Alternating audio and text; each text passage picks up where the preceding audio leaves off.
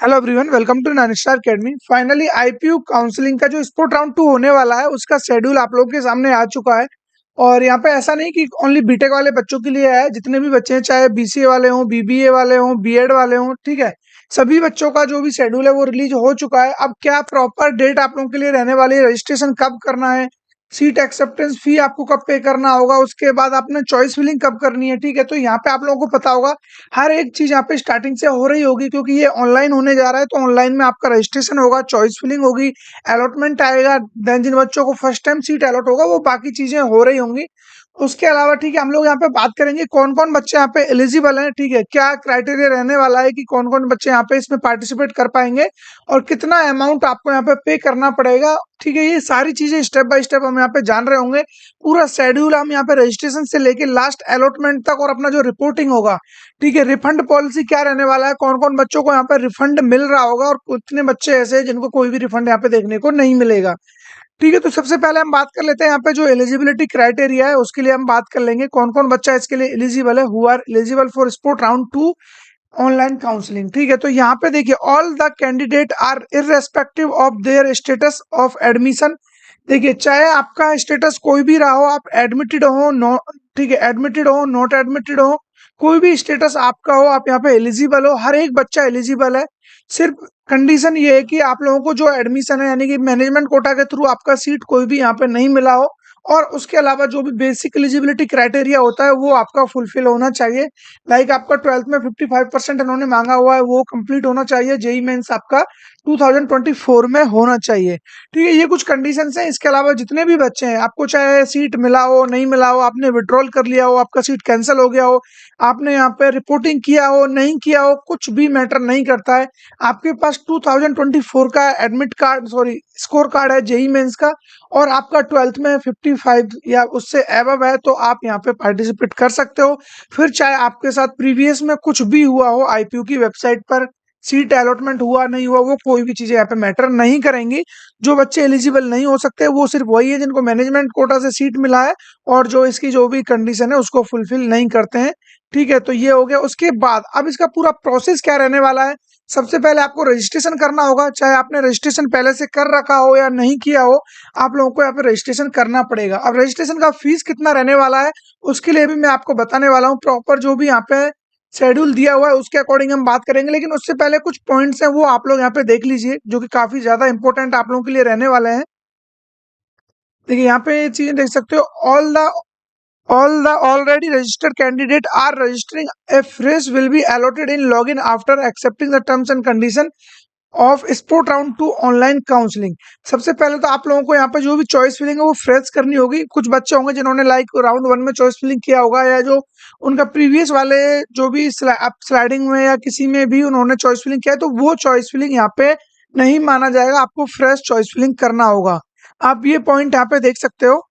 Candidate candidate desires of participation in the sport round 2 online counseling are required to fill fresh choice. All choices previously filled in previous round of counseling shall be null fill, ठीक है। आपका जो भी choice आपने पहले से field किया हुआ है वो नल हो जाएगा, वहां पे कोई भी चॉइस आपको फिल्ड नहीं दिखेगी।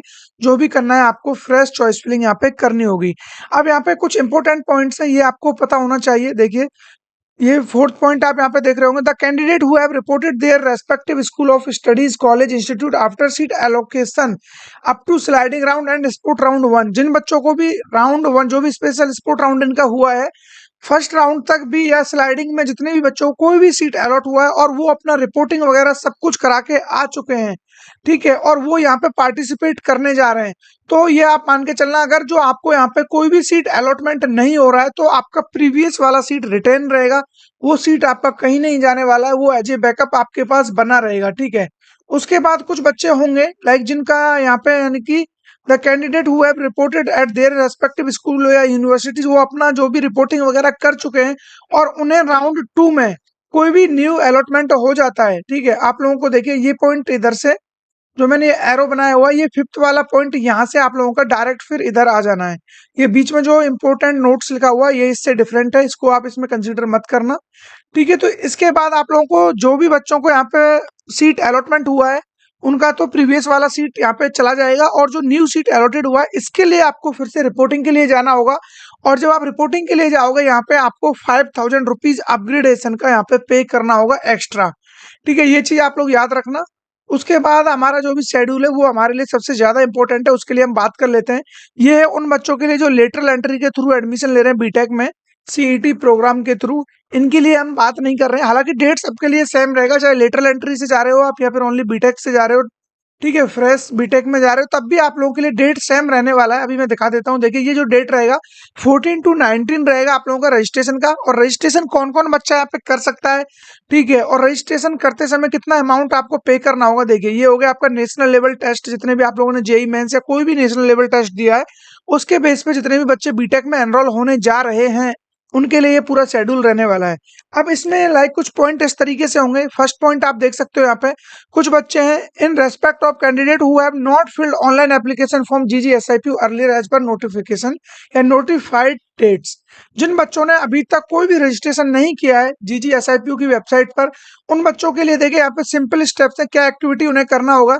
सच candidates are required of enrol for, ठीक है, centralised online process of spot round two online counselling and pay the required, जो भी इनका रिक्वेस्ट फीस है वो आपको पे करना पड़ेगा।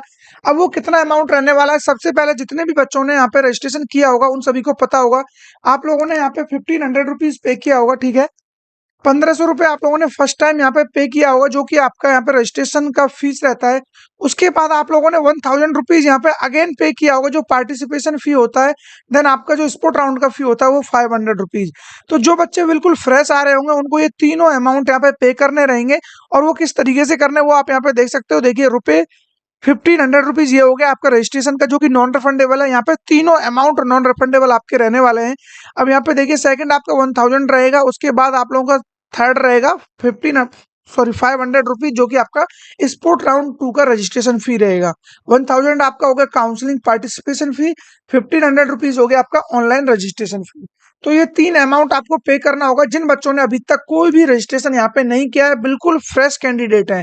और डेट एंड टाइमिंग क्या रहने वाला है आप लोगों का 14 अगस्त यानी आज दोपहर 2 बजे से, ठीक है, आज आफ्टर 2 PM से आप लोग 19 अगस्त आफ्टर, ठीक है, 19 अगस्त टिल 4 PM आप यहाँ पे रजिस्ट्रेशन कर सकते हो जिन बच्चों ने अभी तक कोई भी रजिस्ट्रेशन नहीं किया है। ये हो गया फ्रेश वाले बच्चों के लिए। कुछ बच्चे ऐसे होंगे जिन्होंने यानी कि अपना फर्स्ट रजिस्ट्रेशन किया होगा, जहाँ पे उन्होंने 1500 रुपीज पे किया होगा, लेकिन उन्होंने 2 रजिस्ट्रेशन अभी भी नहीं किए हैं। तो आप लोगों को मतलब जो भी पार्टिसिपेशन फीस है 1000 और 500 ये अमाउंट आपको पे करना रहेगा।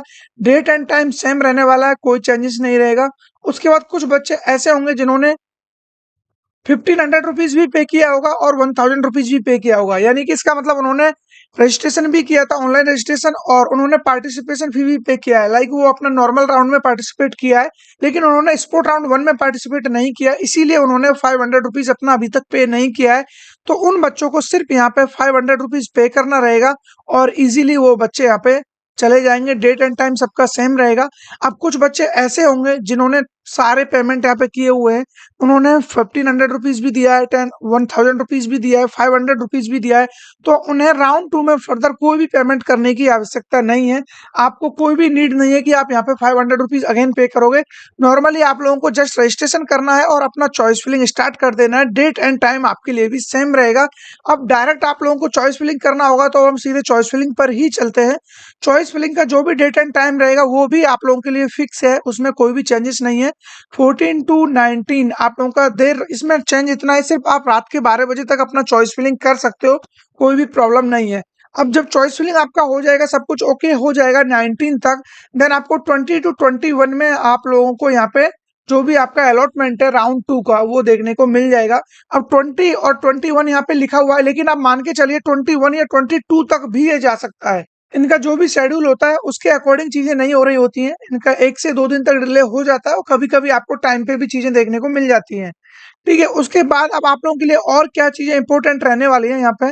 उसके बाद देन आप क्या करोगे, उसके बाद जितने भी बच्चों को फर्स्ट टाइम सीट एक्सेप्ट होगा, जिनको भी फर्स्ट टाइम सीट अलॉट होगा उनको सीट एक्सेप्ट करना रहेगा। और उसका जो भी पार्ट एकेडमिक फी है 96,000 रुपीज वो आपको पे करना होगा, जो कि ऑनलाइन आपका हो जाएगा net banking, credit card, debit card के थ्रू। ठीक है? और ये कब तक करना रहेगा आपको, ये 23 देर रात तक आप ये कर सकते हो। उसके बाद आपका जो भी आपको प्रोविजनल सीट अलॉटमेंट मिला है उसका आपको प्रिंट आउट निकाल लेना है। देन उसके बाद ऑनलाइन विड्रॉल, जो बच्चा अपनी सीट को विड्रॉल करना चाहता है उसके लिए टाइम रखा गया है यहाँ पे देर रात तक, आप 24 अगस्त को अपने सीट को विड्रॉल कर सकते हो। ठीक है? उसके बाद फर्दर आपको चांस नहीं दिया जाएगा। हाँ, अगर जो इसके बाद कोई फर्दर कोई भी नेक्स्ट राउंड होता है तो हो सकता है कि आप लोगों को और चांस मिले, लेकिन जिन बच्चों को यहाँ पे सीट अलॉट होगा after declaration of result sport round 2, उन बच्चों को सिर्फ जो यहाँ पे यानी कि सीट विड्रॉल का टाइमिंग दिया जाएगा। अब ये बात भी आप लोग समझना, ऐसा नहीं है कि यहाँ पे जिन बच्चों के पास पहले से सीट चला आ रहा है वो भी अपना विड्रॉल कर सकते हैं।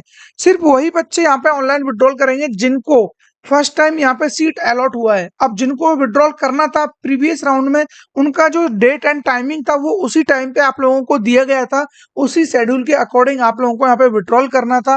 लेकिन अब आप लोगों के लिए जो भी टाइमिंग है, ये जो भी विड्रॉल की डेट दी हुई है, ये उन बच्चों के लिए जिनको इस टाइम यहाँ पे सीट अलॉट हो रहा होगा। इसके बाद इसी पॉइंट को हम और थोड़ा नीचे भी डिस्कस करेंगे कि फिर उन बच्चों का क्या होगा, लाइक उनका रिफंड जो भी पैसा गया है, जो भी जिन बच्चों ने रिपोर्टिंग तक कर दिया है, पार्ट एकेडमिक फी पे कर दिया है, उन बच्चों का जो भी अमाउंट है उसका क्या हो रहा होगा, वो सारी चीजें मैं आपको बताने वाला हूँ। ठीक है? देन यहाँ पे आप लोगों का फिर रिपोर्टिंग का टाइमिंग आपको मिल जाएगा। फिर आप रिपोर्टिंग जो भी होगा, जो भी सीट अलॉट होगा उसके रिगार्डिंग ही आप लोगों को उसी कॉलेज और इंस्टीट्यूट में रिपोर्टिंग के लिए जाना होगा। उसके लिए आप लोगों के लिए 3 दिन का टाइमिंग रहेगा। जो टाइमिंग रहेगा आपका 22, 23, 24 को अप टू 6 PM तक आप अपना रिपोर्टिंग कर सकते हो। ठीक है? उसके बाद कुछ और इंपॉर्टेंट पॉइंट है, ये भी आप लोग देख लेना। देखिए यहाँ पे all the candidate are hereby inform that who have been allotted seat in the previous round online. ये सबसे ज्यादा इंपॉर्टेंट पॉइंट है, इसको आप नोट डाउन कर लेना अच्छी तरीके से। जिनको भी प्रीवियस राउंड में कोई भी सीट अलॉट हुआ है और उन्होंने अपना पार्ट एकेडमिक फी जो कि आप लोगों का 96,000 रुपीज होता है, एंड उन्होंने wish to participate in sport round 2 online counselling, जो बच्चे नेक्स्ट राउंड में पार्टिसिपेट करने जा रहे हैं, उनका जो भी वो पार्ट एकेडमिक फी है वो यहाँ पे एडजस्टेबल होता है। ये पॉइंट आपका नीचे जो एरो दिख रहा है डायरेक्ट यहाँ पे आ जाता है। देन आपका जो भी अमाउंट होगा वो एडजस्टेबल होगा, वो अमाउंट आपका इधर एडजस्ट हो जाएगा, आपको फर्दर पार्ट एकेडमिक फी पे नहीं करना रहेगा।